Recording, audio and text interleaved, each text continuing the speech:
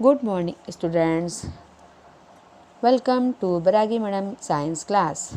So, today we will do book exercise of class 6, chapter 5, separation of substances. So, let's start the exercise.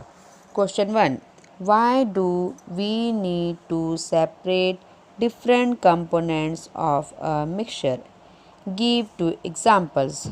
Answer.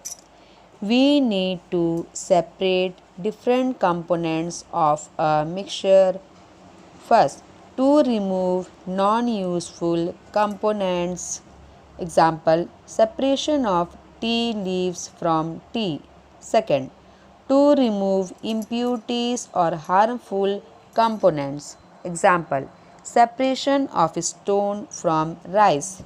Third, to separate two different but useful components. Example, churning milk to obtain butter.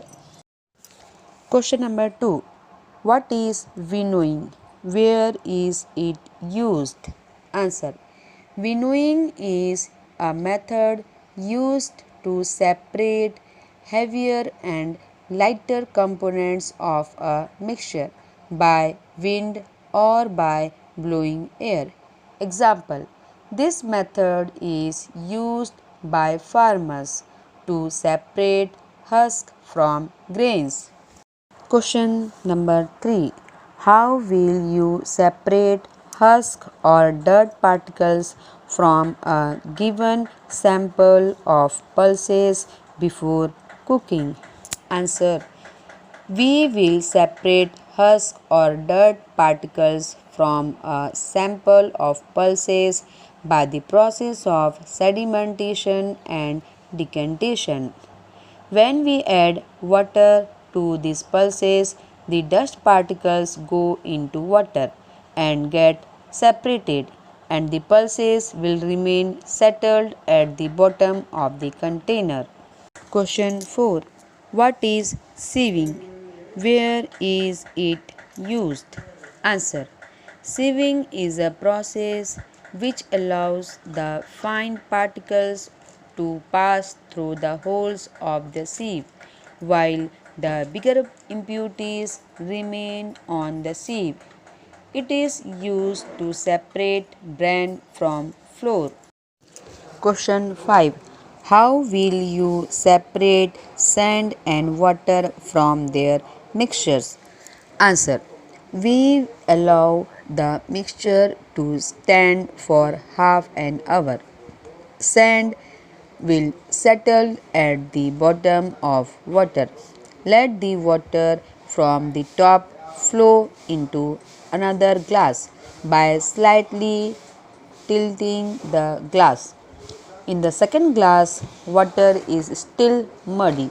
Now we filter it by using cloth or filter paper. Question 6. Is it possible to separate sugar mixed with wheat flour? If yes, how will you do it? Answer. Yes, it is possible to separate sugar mixed with wheat flour by sieving. In this process, the sugar being larger size remain on the sieve, whereas the fine flour pass through the holes of the sieve. Question 7. How would you obtain clear water from a sample of muddy water? Answer. First we let the muddy water to get sediment. Then we slightly pour the upper layer of water into second glass. We filter this water by using cloth and then by filter paper. The water which we get is now clear water. Question 8. Fill in the blanks. The method of separating seeds of paddy from its stalks is called threshing. B.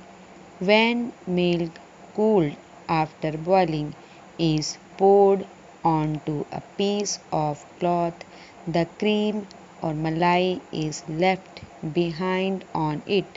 This process of separating cream from milk is an example of filtration.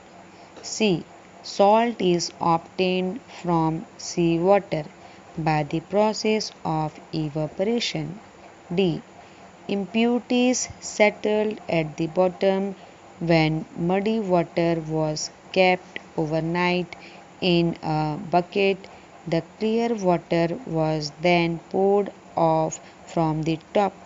The process of separation used in this example is called sedimentation and decantation. Question number 9. True or false? A. A mixture of milk and water can be separated by filtration. False. B. A mixture of powdered salt and sugar can be separated by the process of winnowing. False. C. Separation of sugar from tea can be done with filtration. False. D. Grain and husk can be separated with the process of decantation. False. Question 10. Lemonade is prepared by mixing lemon juice and sugar in water. You wish to add ice to cool it. Should you add ice to the lemonade before or after dissolving sugar? In which case would it be possible to dissolve more sugar? Answer. We should dissolve sugar before adding ice to lemonade because after adding ice we cannot dissolve more sugar in cool lemonade.